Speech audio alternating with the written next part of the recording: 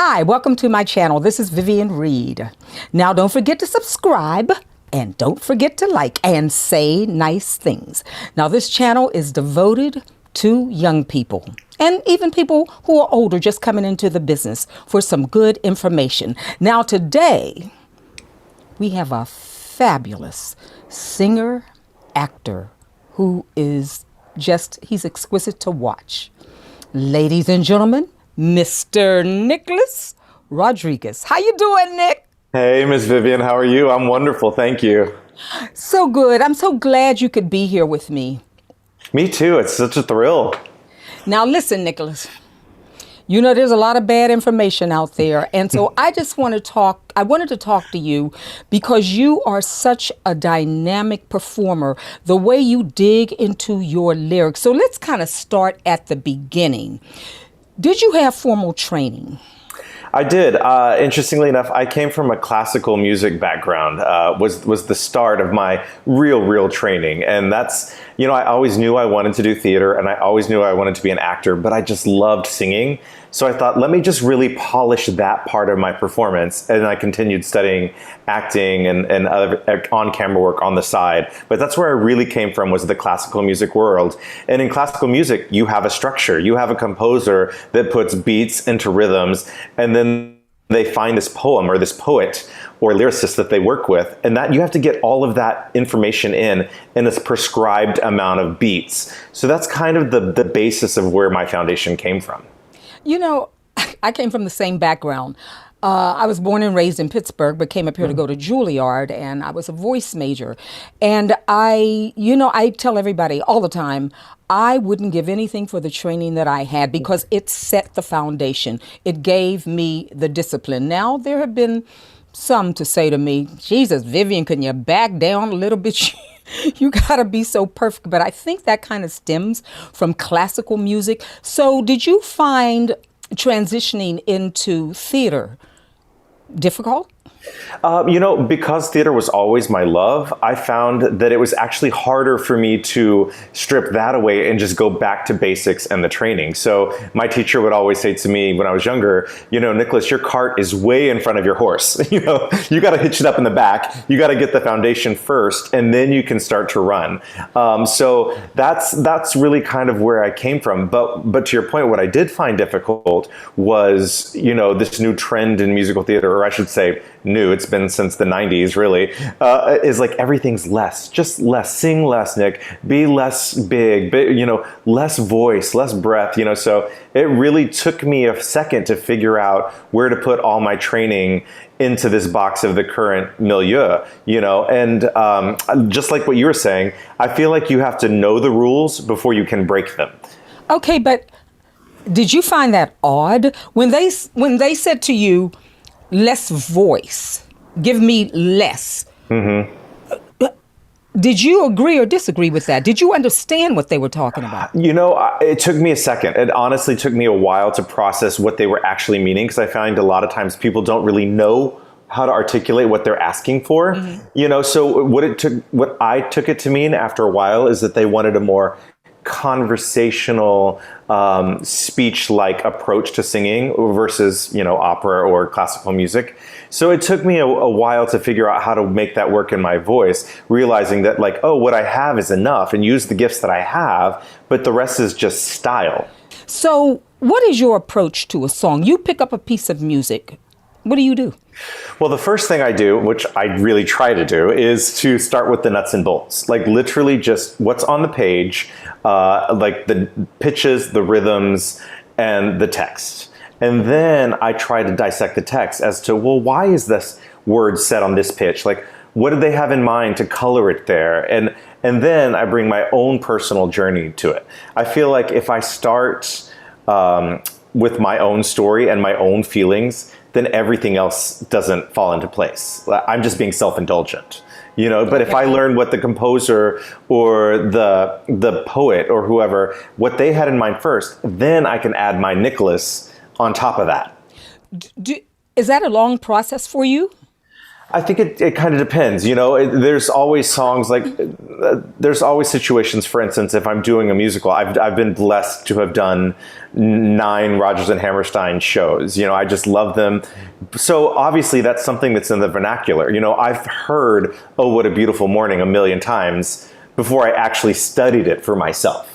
So you know what I'm saying? Like sometimes oh, I'm familiar with that song. I know it. Now I have to learn it. That's different than if I'm just handed a piece of music to start from scratch. And you're just singing notes. Exactly. And words. Exactly.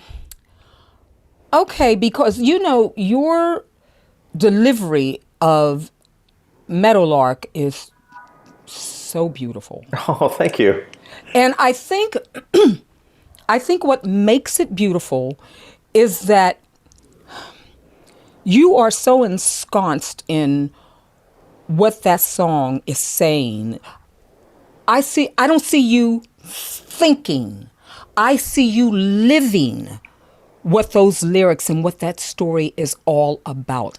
I mean, say we're not doing something from a musical. It's just a song. Mm-hmm. In a sense, we as artists, we have to give that song, those lyrics, a backstory. Mm-hmm. I tell my students all the time, you have to have a reason for what's coming out of your mouth. If you can't tell me in 2 or 3 sentences the gist of what you are singing, what does that song mean for you? I'm not talking about the lyrics. I'm talking about the meaning. What do you derive from that song? If you take too long to answer me, then that means that you're delivering a song and you don't even know what the hell you're singing about. Or if it even pertains to you. That's what is a great message too, especially for younger people, because a lot of times when I'm working with a singer that I don't know very well, I'll say, well, tell me about this song. Did somebody pick this for you or did you pick it for yourself? And that happens a lot, that a teacher will assign something to a student, but I would say after a few lessons, if you can't find your way in, if it doesn't relate to your life, then maybe move on. There's another song that will fit who you are. But you know the danger in that? I'm going to tell you the danger in that. Is that, now I don't know about you, but I've certainly have been in 2 or 3 shows where there were like a couple songs that I absolutely hated. Oh God, spare me, just deliver me. And I'm saying, oh God, but the perfectionist, I guess, me being the perfectionist that I am, and me being the artist that I am, I had to find a way. I had to dig into that song and find a way to deliver those lyrics and make that song very much a part of me, like I have made every other song that has come out of my mouth that I did like. Because the audience can never know, oh my God, she's standing up there singing a song and you can tell she don't like that song. Oh, you can always tell. You can always tell. I mean, have you ever been in a show where you didn't like some of the music? Oh, yeah.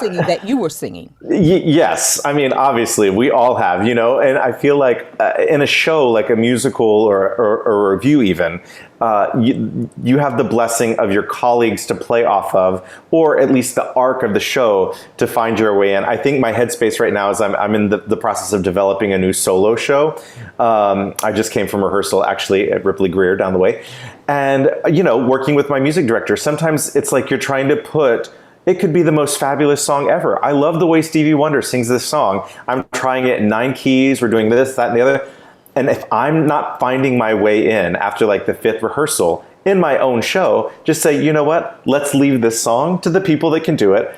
I'm going to find me another one, Because, I mean, not every song is for everybody. I mean, right. What was the song? As Long as He Needs Me. I love that song, but I just never, it's an easy song, but I just couldn't, just like what you said, I just couldn't find my way to that song. And you could love listening to it. You could enjoy, but it just might not be for you. Now, in a role, you have the gift of the character's life story that's for me, if I'm not necessarily finding my way into a particular song, for instance, Blow High, Blow Low in Carousel, You got to do it every night. It's in the show. If you want to sing If I Loved You in the soliloquy, you've got to do Blow High. But you have, in that context, you have all the other people on stage that you're playing with and playing off of that can inform the journey too.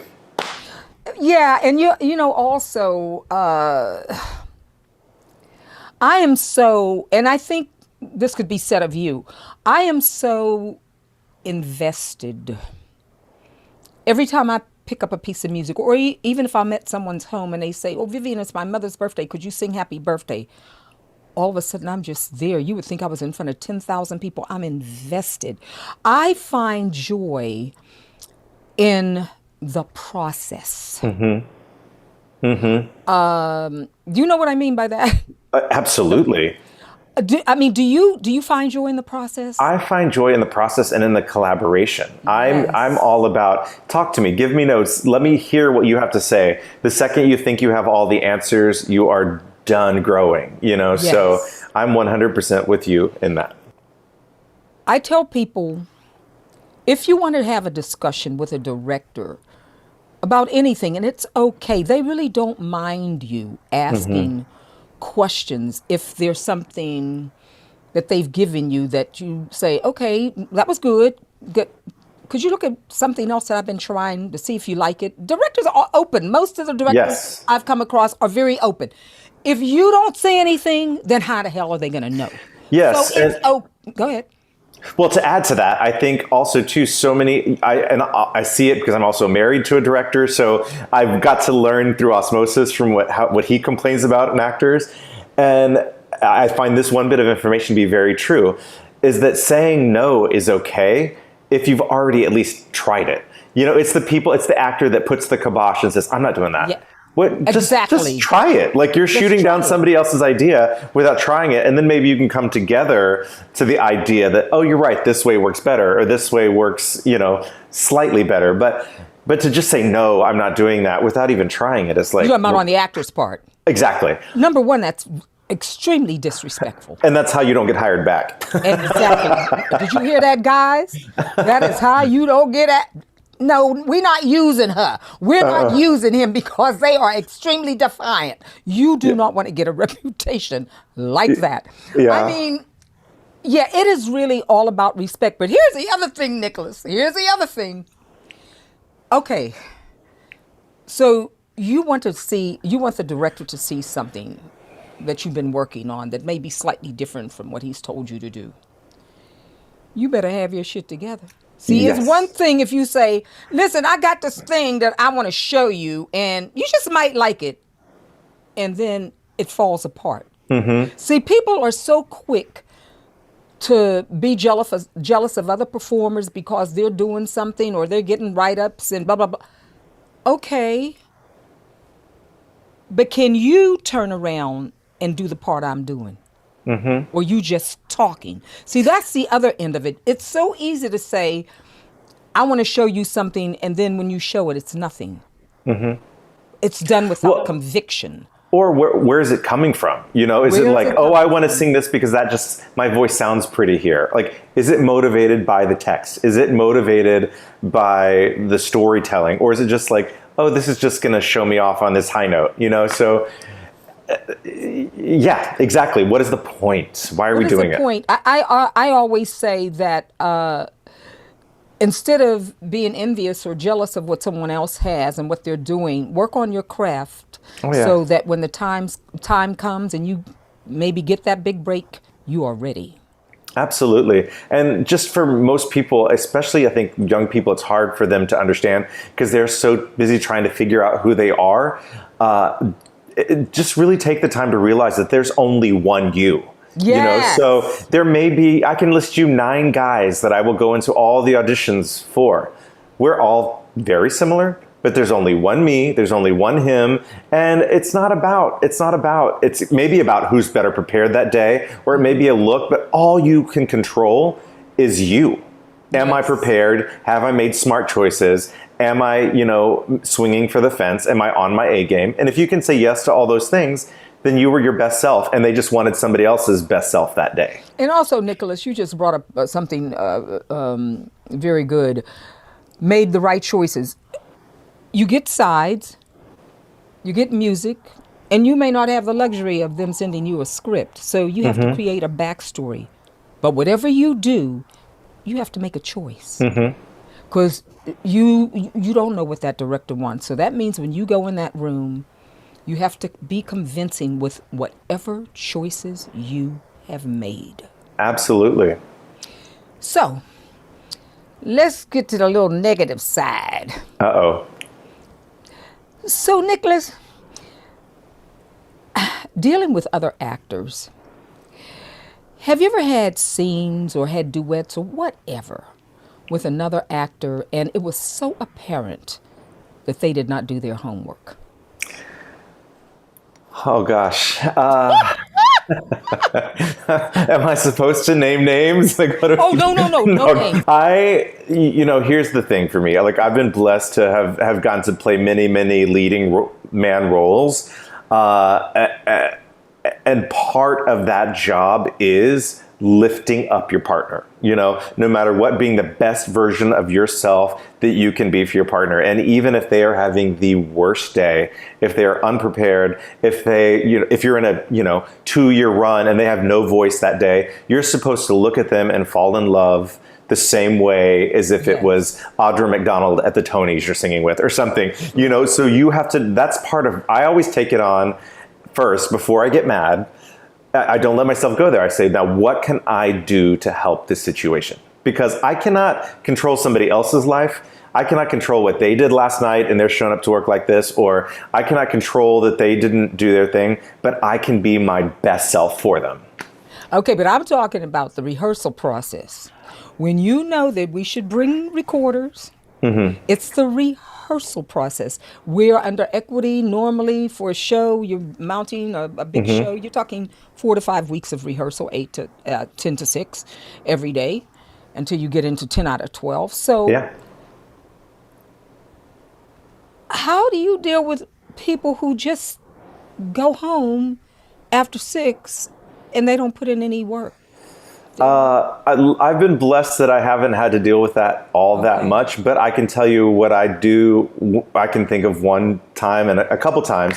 I just try to lead with kindness and say, hey, if you need help running those lines at lunch, let's go grab lunch. And we'll, instead of saying like, why don't you know your lines? I'll just say, hey, let's get together. Or, hey, if you ever need time, or if you want to talk about this scene on the side, I'm totally game. Or so I try to lead with a positive reinforcement because at the end of the day, you still have to keep that relationship, or if that doesn't seem to be going anywhere, I'll go to the stage manager and say, what I was ready to say. I'll go to the stage manager and say like, hey, I'm totally available if you need me to come in before or after, just to kind of point out instead of saying, so-and-so doesn't know their lines. But also if it doesn't get better, and because the stage manager is also watching and they're taking note of this, and all these notes go to the producer and the director. They log it in. So what about dance?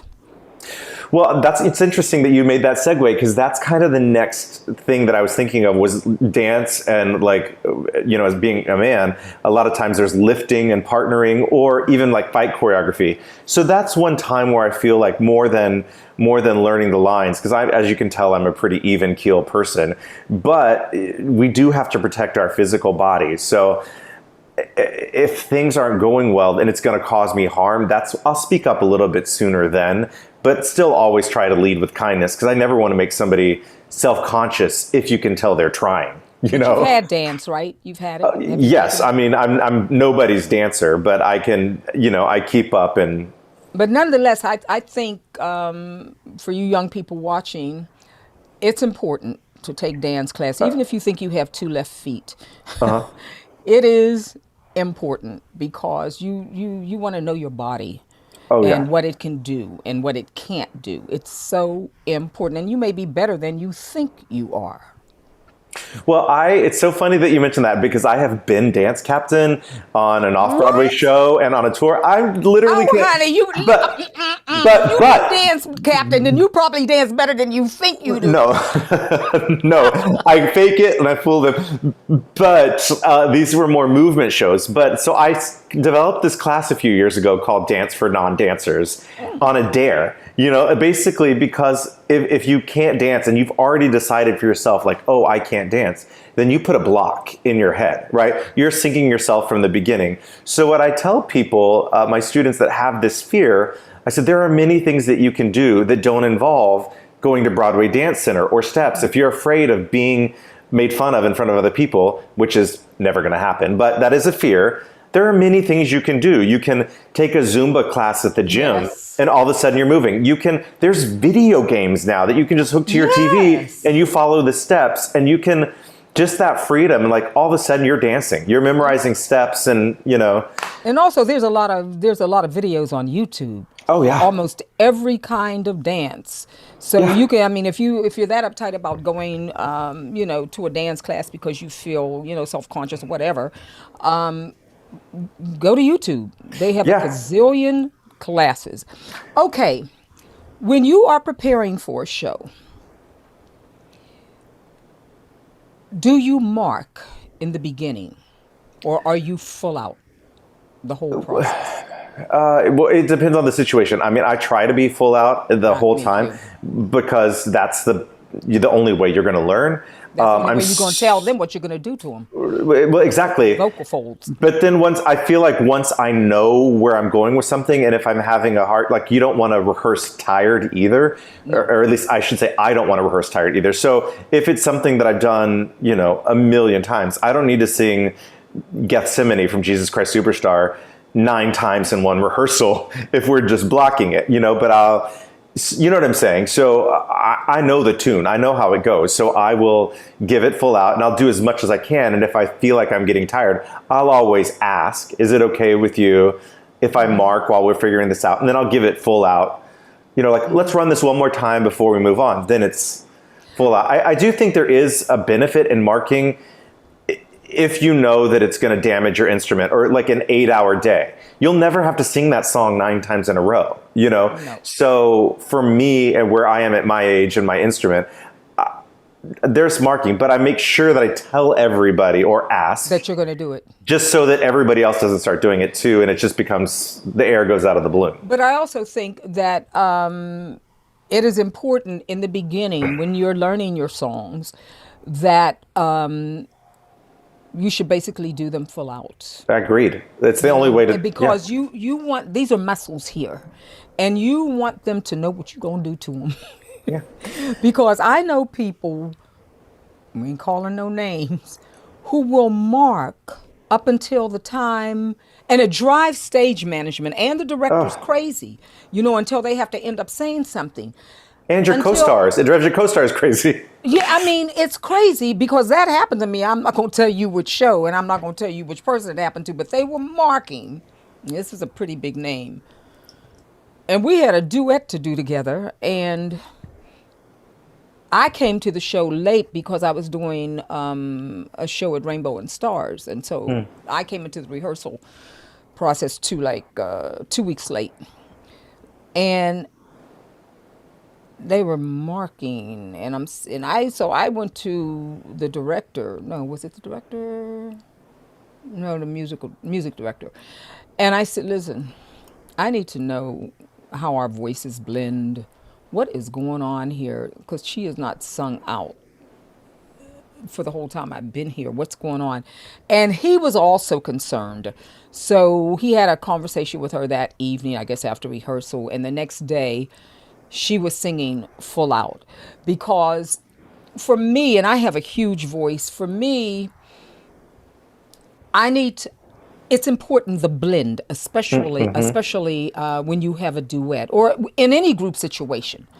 You want to hear your voice. I remember, Lord Nicholas, do you know what this choir director told me in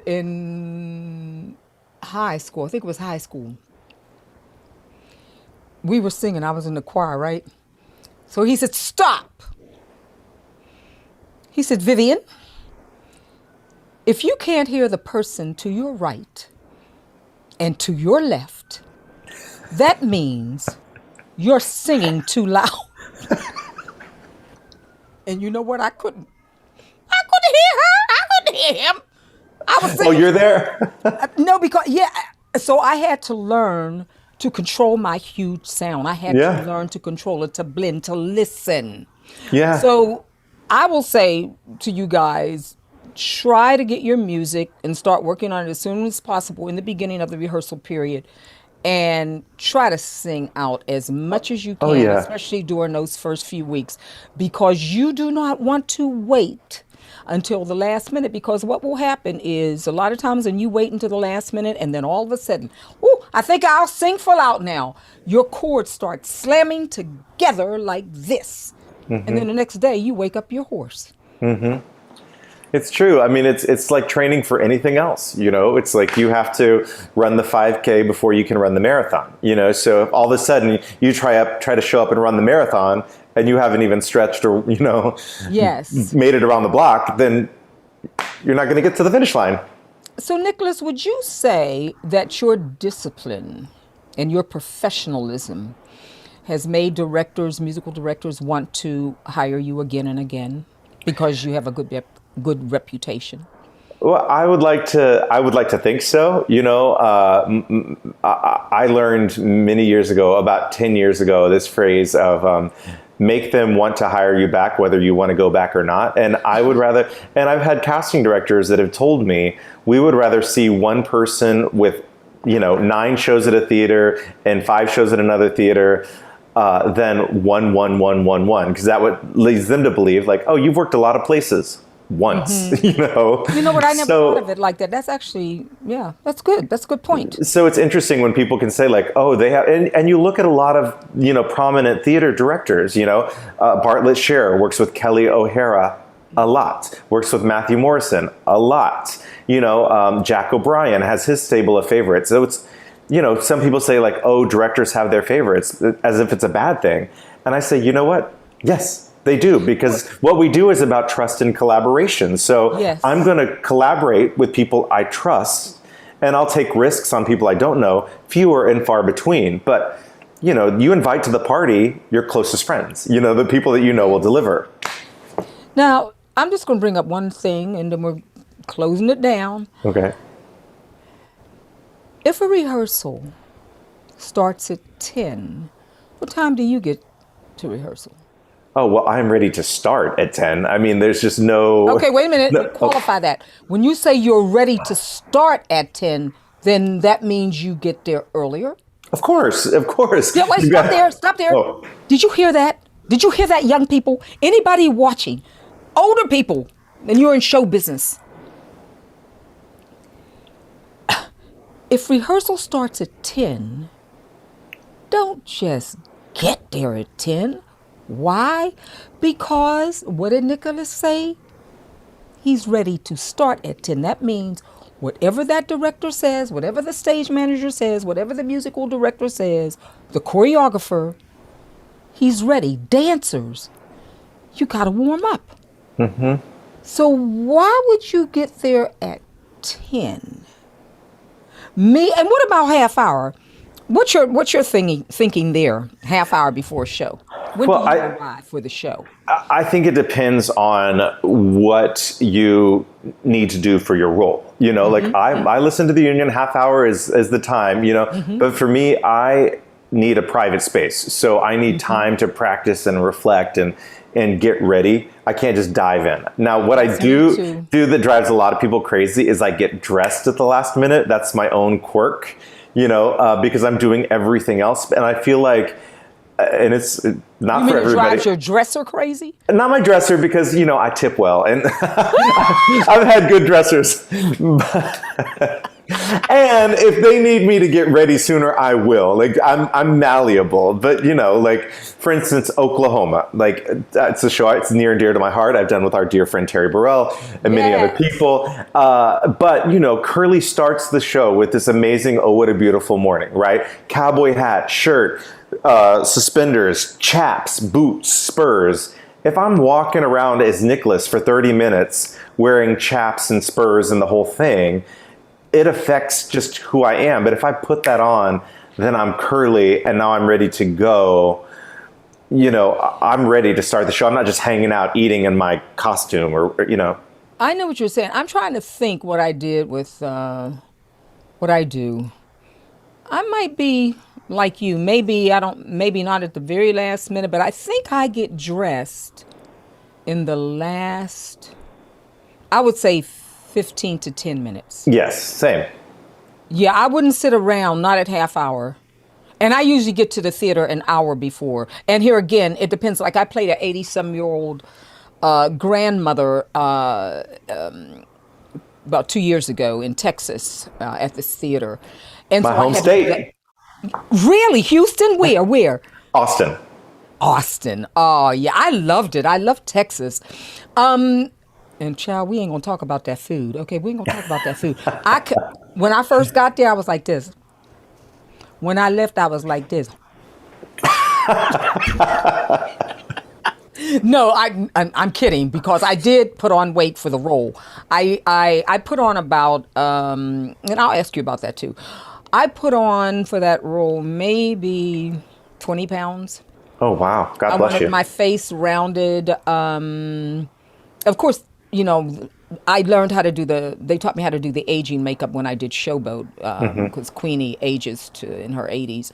And so I learned how to do the aging makeup. And so, yeah, but I would get to the theater like really, really, really early so I could just relax. And I did change my way of talking a little bit, slowed her up and stuff like that. But it was great. I don't know about you, but I really love character work.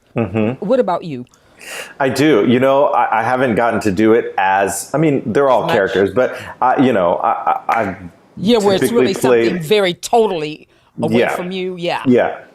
So I haven't had that much experience with it. They've all been shades within my character, my general personality. So, but I look forward to it. What about accents? I've done several. I can say that honestly, it doesn't come to me naturally. I'm not one of those people that has a natural ear for it. But I've been blessed to work quite a bit at the Arena stage in Washington, D.C., and they take it very seriously. You have 4 to 6 weeks of rehearsal, even for a regional show, and they bring in a dialect coach. And I always just loved it because I studied languages themselves in college as part of my classical degree. So it's easier for me to speak a foreign language than to speak with the accent or the dialect. But I love the studying of it and the minutia of it. Yes. Well, just to close this off, first of all, I think that you're a dynamic performer, and what makes it so special about you, which is not unlike me and a lot of wonderful artists out there. You do theater, you do nightclub concerts. Because theater is not the only game in town, guys. Because when that's not working, there's nightclub. But here again, we're talking about slightly different techniques. If you're one of those artists or singers, you see what I say? It's singers, focusing on a spot in front of you because somebody told you to do that, and that's how you're delivering your song. Trust me when I tell you, you may be getting away with that to a degree that will do you no good in cabaret. No. Because cabaret, you have to break that fourth wall, and you must talk to the audience. Tell me how you enjoy doing cabaret. Oh, it's the dream. Even as a kid, like growing up in Austin, Texas, we had this Paramount Theater downtown. And as much as I loved doing shows in high school and the musicals, I remember when Bernadette Peters and Betty Buckley and Mandy Patinkin would come and they would do their show. They got to pick their own songs. They got to do whatever they wanted. Yeah. And it was always, even if they were songs that songs that I already knew from somebody else, it was like, oh, it's brand new. It's special just to them. And that's what kind of gave me the idea right out of the gate as like a 16 or 17-year-old, is that even if you're singing a song made famous by someone else, you can always introduce the world to it from your point of view. You have to find your own voice within that song. And to me, that make it yours. That is the biggest compliment, is when people will come up to me after the show and they'll say, I never heard those words before. You know, they'll hear, oh, I'm leaving on a jet plane, da da da da da da da da. They didn't really actually know that the words had meaning or depth about going away and leaving your husband or your wife. And why do you think that is, Nicholas? It's because a lot of singers, they don't invest themselves. They don't plunge into what it is to be an actor inside of that song. And that's what it is. When you do that, now you and I have the luxury, because I'm listening to you talk, your diction is fabulous. And you know why it's fabulous, darling? Because your formal training is classical music. Yeah. That's why your diction is great. I had to take a year of diction at Juilliard because don't even get me started on people who sing today and their diction. It's disgusting.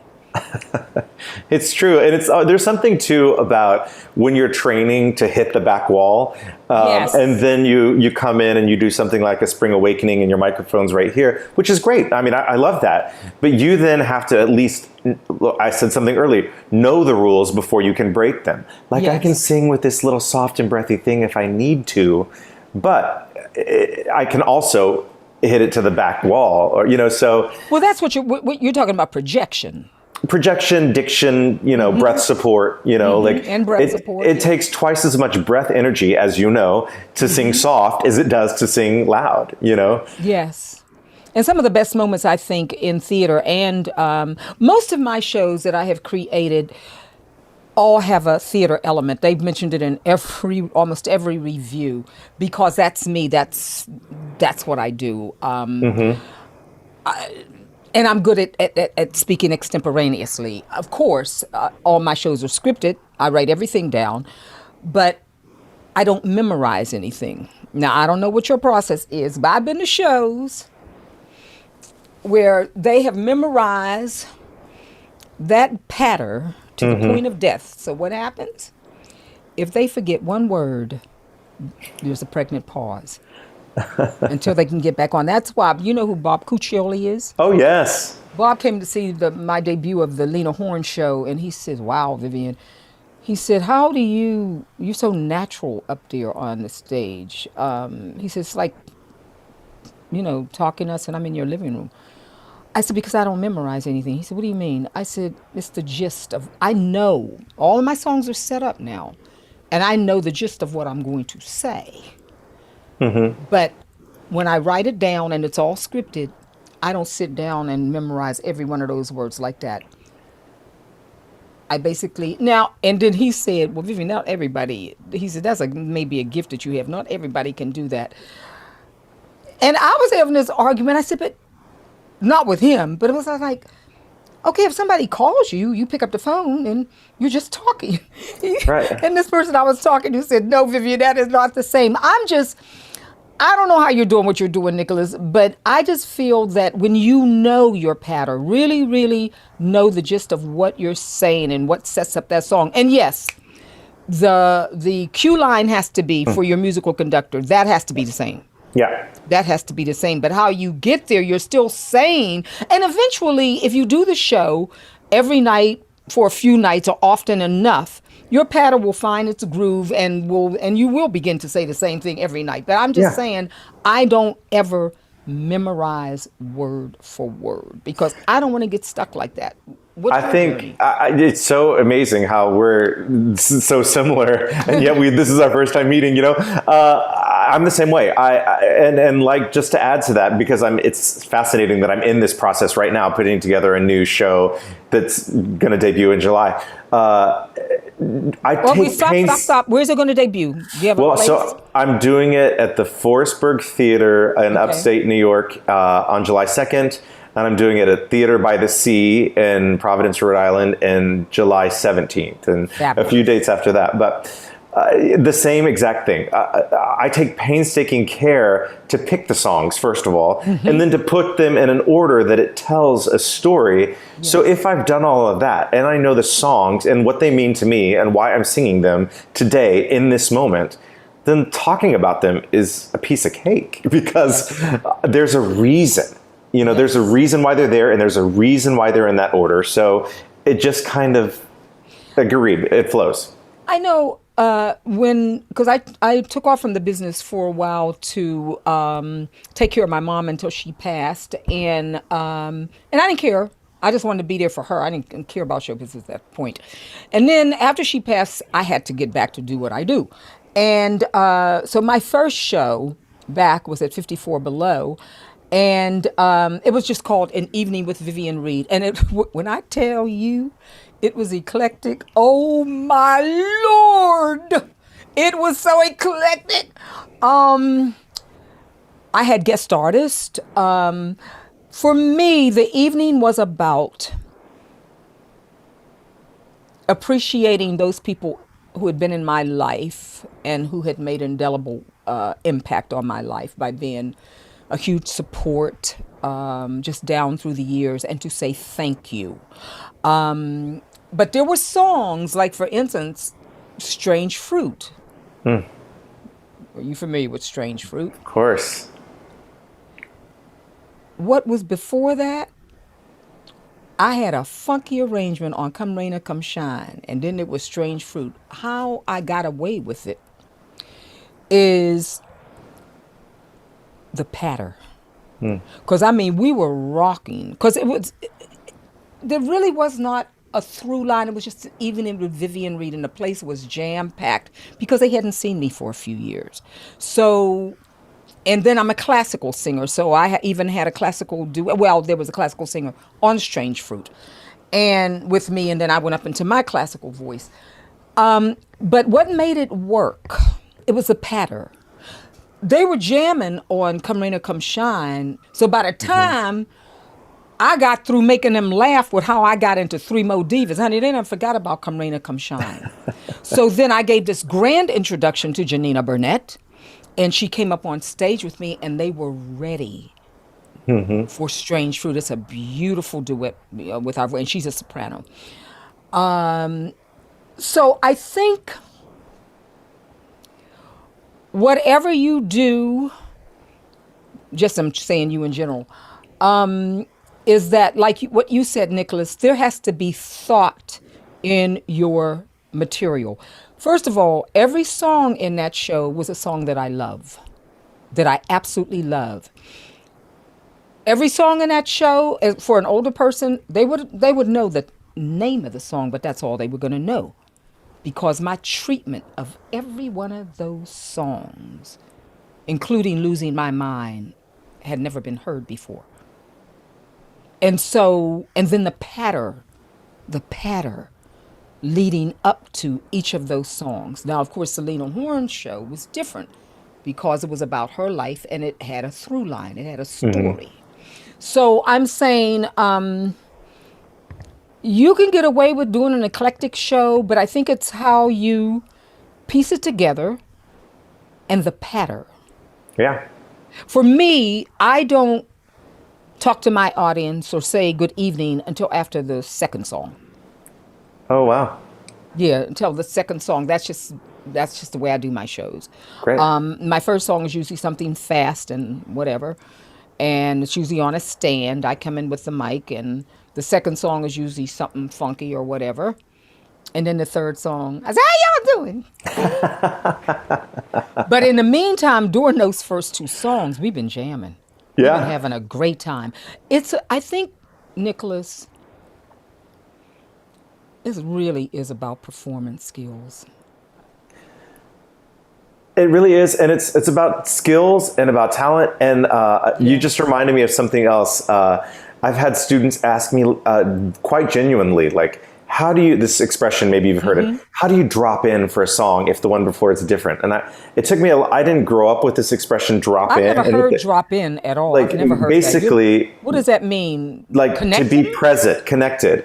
And it's I get that asked a lot. It's like something that the college students are being taught, like, okay, now you drop in, you stop being Nicholas and you drop into the moment. And I just, honestly, I say I can't relate because I just stay in. Okay, it's always me. Listen, I'm still kind of lost on that phrase. But it goes in the same thing with like the find your point on the wall and drop into the character and then just go. And excuse me, are we talking about people asking you and these people stare, they focus? Yeah. Oh no, I don't deal with performance, honey. My students, they got to break that, and That's what I'm saying. Oh no, they break and they end up getting shows and everything. I mean, I don't play that, and you're not that kind of performer. So how do you break them from that? Well, I try to steer them in a different direction, and I think when these people that are coming up, and this is just an assumption, is that people that are using these kind of tricks, these you must do kind of tricks, are still not comfortable in their own body. In their own sound and their own life experience. But Nicholas, you're not that. Nicholas, you are not that old, and I'm telling you, I have been seeing this. Yeah. 15 years. Yeah. 15 to 20 years they've been doing this, and when I've asked my students, "Where are you getting this from?" They say they're high school teachers, or somebody gave a workshop. Some young person gave a workshop and told them to do it. But the joy that they find, Nicholas, I don't know how it is with your students. But I'm telling you, when they finally connect to those lyrics and their eyes are just not there, their eyes are until they paint a picture. Mm-hmm. I say, how do you feel now? And they say, God, Vivian, it's free. Free, yes. Free, honey, free. Yes. That is so funny that you bring that up because, and I'm not so sure that people are finding this on their own. I think, yes, it could be done from a point of fear, but I think, too, a lot of people have told them to do it when they were younger. Yeah, perhaps. I'm blessed that I didn't have those teachers. Yeah, I didn't. I never did that. Even in classical music, I just never did it. Yeah. So what would you say, Nicholas, to these young people? Give them some advice and some do's and some don'ts. Oh goodness! Well, the first thing I say is that I would say is that training is important, and not every teacher is for every student. So if you find that something's not working for you, it's not that the information may necessarily be wrong; it's that you're not hearing it in a way that you need to hear it. So don't be afraid to switch course and find what you need for yourself. Because you can't start being true to yourself until you even know who yourself is. So that's a really big one for me. And another thing, as somebody who comes to this from a singer first, training the voice, people are always asking me for magic tips to, get over a tired voice. And I just want to dispel the myth and just say, there's no shortcuts. You just have to rest. Mm-hmm. There's hydrate and rest. It sounds boring. Everybody wants a singing coach to have a better answer, but if they're selling you that, then they're selling you false information. There's no magical cure, No, there is no magical cure, and I'm going to piggyback on that. Listen, guys, first and foremost, please love this business, because if you don't love this business, don't come into this business, because it will kill you, because you won't be able to deal with it, especially if you're coming in because you think it's all about this. I'm telling you, you would want to love this business because there are a lot of downs, a lot of disappointments, a lot of rejections, and you have to be able to deal with that. But the great thing about show business, and I wouldn't want to do anything else, is that when it works, oh my God, there is nothing like it. And I personally just happen to like being on stage. I like to make people feel, make them laugh, make them cry, make them think. I get joy out of that. Mm-hmm. But in doing so, if you want to have longevity in this business, you got to take care of this. Yep.